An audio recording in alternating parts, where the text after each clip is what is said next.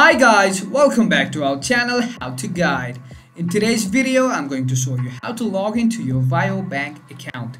So, without further ado, let's jump right into the video.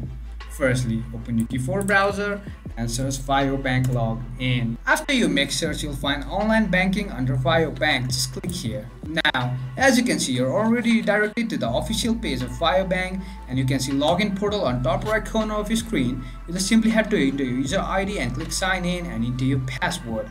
In case you forgot your user ID, you can click here, and if you forgot your password, after entering user ID and clicking sign in, you'll find password forget button right here, just like this. That's how you can log into your Bank account.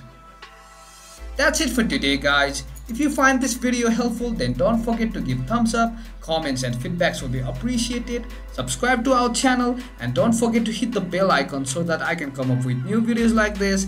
Until then, have a great time and thank you for watching.